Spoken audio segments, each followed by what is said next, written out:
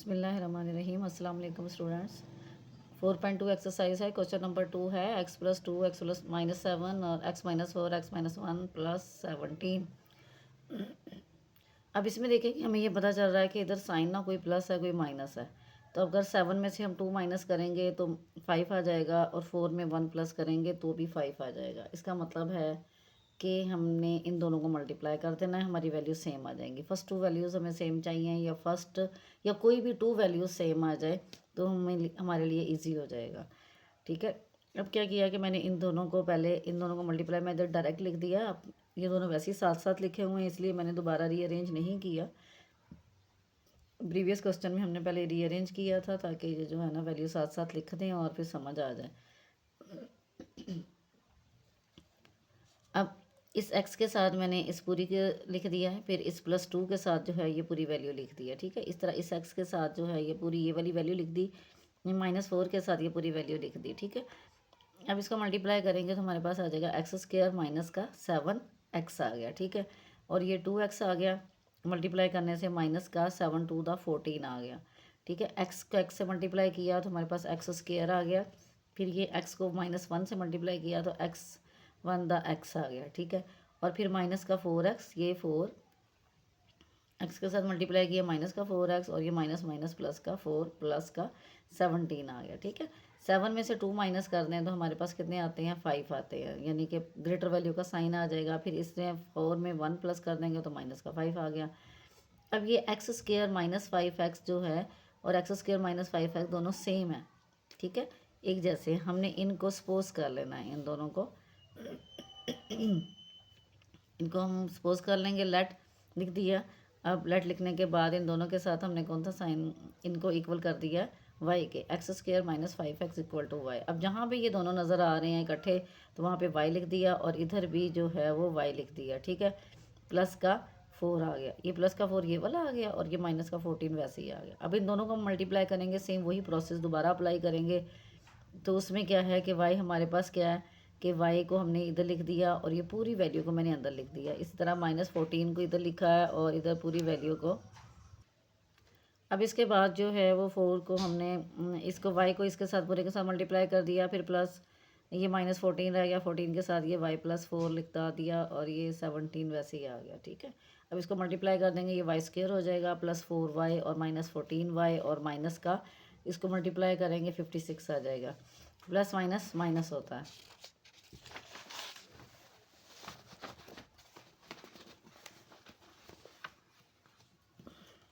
अब ये वैल्यू आपके पास है, ये देखो 4y -14y उन सबको मल्टीप्लाई कर दिया। मल्टीप्लाई करने के बाद जो है ये दोनों सेम है, लाइक टर्म है। 14 में से 4 माइनस किए तो 10 आ गया, ग्रेटर वैल्यू का साइन आ गया इधर।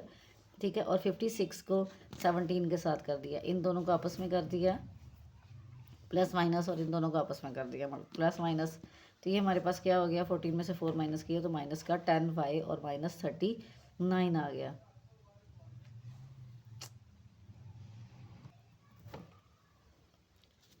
-10y और ये वैल्यू आ गई हमारे पास। अब इनको हमें फैक्टराइजेशन करनी हमारे लिए इजी है। इधर मैंने फर्स्ट पहले भी बताया हुआ है, अगर कोफिशेंट है तो ये लास्ट वाली वैल्यू को कांस्टेंट को इसके साथ मल्टीप्लाई कर देते हैं, इसके कोफिशेंट के साथ। तो 39 1 दा 39 हो गया। अब 39 देखना है कौन कौन सा टेबल में आता है। 13 3 दा 39 होता है। 13 और 3 को अब आपस में प्लस माइनस इस तरह से करें कि वो 10 आ जाए। तो मैं ग्रेटर वैल्यू के साथ जो है वो माइनस का 10 लगा दूंगी, यानी कि माइनस का 13 करूँगी और 3 के साथ मैं प्लस लगाऊंगी तो ही मेरे पास माइनस का 10 आएगा, ग्रेटर वैल्यू का साइन। ठीक है, वेरिएबल वही यूज़ करना है जो यहाँ पे है, y है तो y यूज़ करना है दोनों में। अब इन दोनों में से कॉमन ले लिया, y कॉमन ले लिया, लीस्ट वैल्यू जो है वो कॉमन ली जाती है और लीस्ट ही डिग्री कॉमन ली जाती है। इसमें डिग्री जो है वो 1 है, इसकी 1 है, इसकी 2 है, तो लीस्ट कम अज़ कम 1 है, तो इसलिए 1 जो है वो हमने कॉमन ले लिया। तो ये y में से एक y कॉमन चला गया तो बाकी रह गया 1 और माइनस का 13 आ गया, प्लस 3 कॉमन ले लिया, 3 बंदा 3 3 3 दा 9। कैलकुलेटर से इसको डिवाइड करके देख लेते हैं, जो कॉमन ली हुई वैल्यू होती है वो असल में डिवाइड कर रही होती है। तो अब क्या हो गया कि y -13 आ गया, फिर y +3 आ गया। ठीक है, अब इसकी जगह पे दोबारा हमने इसकी वैल्यू रिवर्स कर देनी है, जो हमने पीछे हमने सपोज की हुई थी, ये वाली value. Let x² -5x equal to y। अब इधर भी जो दोबारा value x square minus 5x, ठीक है, और एक्स स्क्वायर माइनस 5x, ये -13 ये आ गया और +3 ये आ गया। इसमें कोई बाकी चेंज नहीं है, बाकी कोई वैल्यू चेंज नहीं होनी। अगर फैक्टराइजेशन मज़ीद होती है तो हम आगे कर सकते हैं, अदरवाइज़ ये यही वाला आंसर होता है। नेक्स्ट क्वेश्चन है 2x²। इसमें देखिए मल्टीप्लाई करके ये वैल्यू दे दी हुई है, तो इसी में हमें देख के पता चल रहा है कि ये दोनों वैल्यू सेम है। इसमें वो प्रोसेस नहीं करना पड़ेगा कि पहले आप वैल्यू ढूंढ के और आपस में मल्टीप्लाई करें, बल्कि आपको सामने नज़र आ रही हैं ये वैल्यू दोनों। तो इन दोनों को हमने सपोज कर लिया 2x² + 7x, 2x² + 7x, दोनों को हमने सपोज कर लिया कि ये इक्वल टू y हैं। ठीक है, अब ये इक्वल टू y हैं तो हमने यहाँ पे इसकी जगह पे y लिख दिया और ये प्लस का 3 वैसे ही आ गया। ये 2 है, इसकी पूरे की जगह पे y लिख दिया और प्लस का 5 आ गया। ठीक है, और ये प्लस का 1 वैसे ही आ गया। अब इन दोनों को सिर्फ मल्टीप्लाई करना है हमने। y के साथ जो है वो y + 5 रख दिया, फिर +3 के साथ y + 5 रख दिया। इन दोनों को मल्टीप्लाई करेंगे तो y² और +5y, फिर 3y और ये 5 3 दा 15 और प्लस का 1 आ गया। अब ये दोनों वैल्यू आपस में ऐड हो सकती हैं और ये दोनों आपस में ऐड हो सकती हैं। 5 6 7 8 आ जाएगा, 8y और 16 आ जाएगा। y² + 8y + 16, तो y² + 8y और +16 ये वैसे ही आ गई हमारे पास वैल्यू। तो अब ये इसकी फैक्टराइजेशन की है। ठीक है, ये 4 4 दा 16 होता है। ये परफेक्ट स्क्वायर से भी हो सकता है, अकॉर्डिंग टू फार्मूला भी हो सकता है, लेकिन मैंने फैक्टराइजेशन ही की है। जैसे आपको ईजी हो आप कर सकते हैं। ठीक है, 4 और 4 16, 4 4 दा 16 होते हैं और 4 और 4 8 होते हैं। तो ये दोनों को प्लस करें तो ये 8 आ जाए, इसलिए इन दो में से कॉमन ले लिया तो y + 4 आ गया। इधर 4 से कॉमन ले लिया तो y + 4 4 दा 16। अब ये दोनों वैल्यूज़ हमारे पास सेम है, तो इसके लिए क्या है y + 4 दोनों सेम है, तो हमने इसके ऊपर होल स्क्वायर लगा दिया। होल स्क्वायर लगा दें या लहदा रहने दें, आपने वैल्यूज़ की रिवर्स कर देनी है जो सबसे पहले आपने सपोज की थी। 2x² + 7y, जहाँ पे आपको y नज़र आता है उसके 2x² + 7y रख दिया, बाकी +4 और ऊपर होल स्क्वायर लगा दिया। अब है क्वेश्चन हमारे पास 4। इसमें देखें, इसमें भी एक वैल्यू गिवन है, यानी कि 3x² + 5x और 3x² + 5x, दोनों वैल्यूज़ जो हैं वो हमें उन्होंने मल्टीप्लाई करके दे दी हैं। आपने बस यहाँ से वैल्यू देखनी है और उनको लेट कर देना है, यानी कि आपने फ़र्ज़ कर लिया कि ये मेरे पास ये वैल्यू है। ठीक है, 3x² + 5x = y आ गया। y की इसकी पूरे की जगह पे मैंने y लिख दिया और फिर +3 आ गया, फिर इस पूरे की जगह पे y आ गया, फिर +5 आ गया। ठीक है, अब इनको सिंपल मल्टीप्लिकेशन करनी है।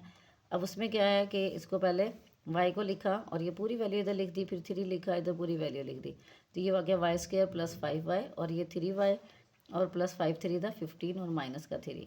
अब इन दोनों को प्लस करें, 8y और +15 में से 3 माइनस किए तो 12 आ गया। ठीक है, नेक्स्ट है, अब क्या करना है इसकी मज़ीद फैक्टराइजेशन कर लेंगे।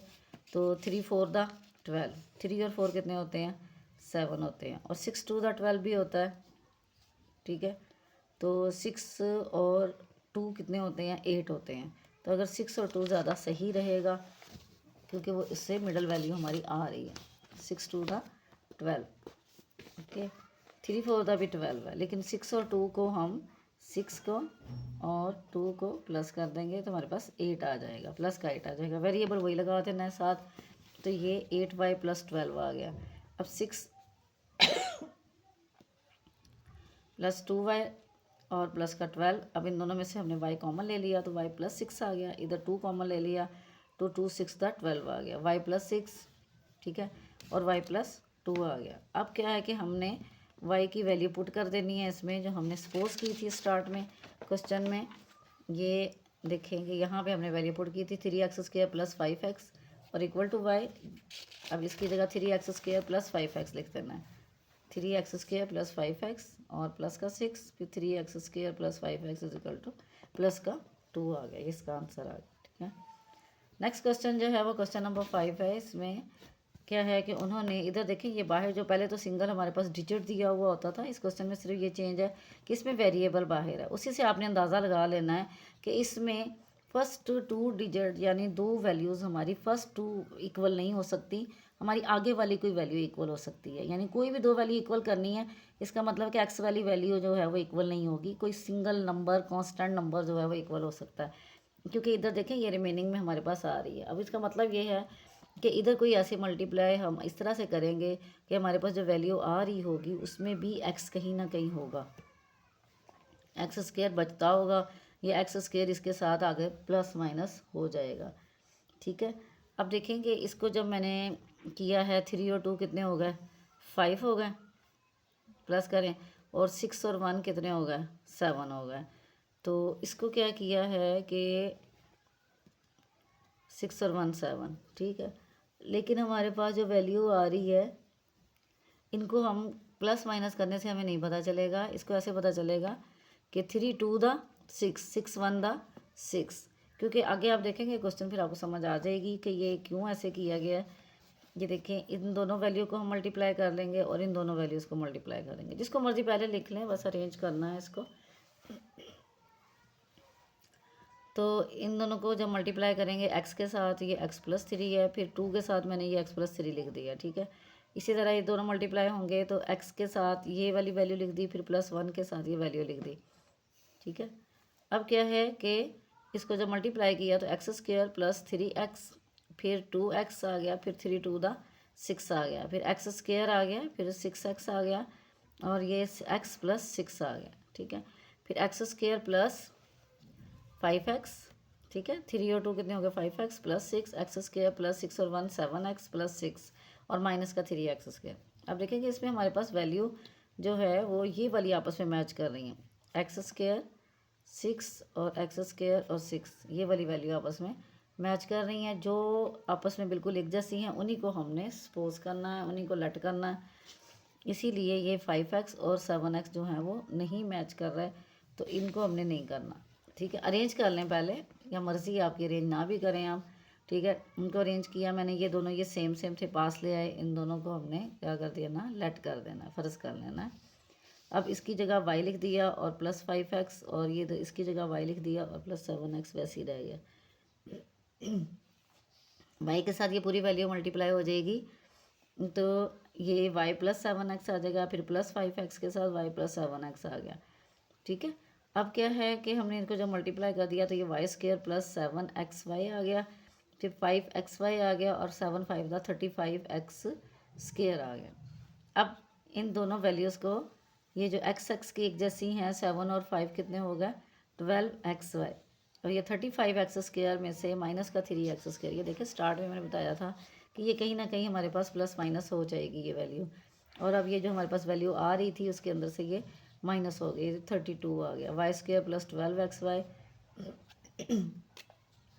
ये दोनों आपस में हो गए और ये दोनों आपस में हो गए, प्लस हो गए, और ये सब्ट्रैक्ट हो गए, ठीक है।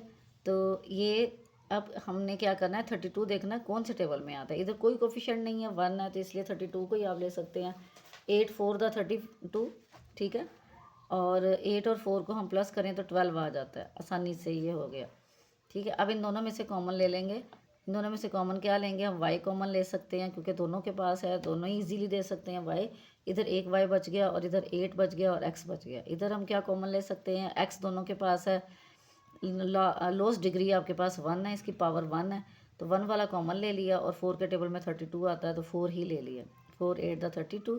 अब ये हमारी वैल्यू सेम होनी चाहिए थी, जब ये सेम है तो इसका मतलब y प्लस 8x और ये y plus 4x, put the value of, जो आपके पास वैल्यू थी उसको आपने पुट कर देना है, जो हमने लेट स्टार्ट में लेट किया था उसको अरेंज कर दिया, अरे उसके बाद अरेंज कर देंगे, पुट द वैल्यू, y की जगह पे हमने लिखा एक्स स्क्वायर प्लस 6 और एक्स स्क्वायर प्लस 6, ठीक है। इनको जब अरेंज किया तो ये इस तरह से आंसर आ गया।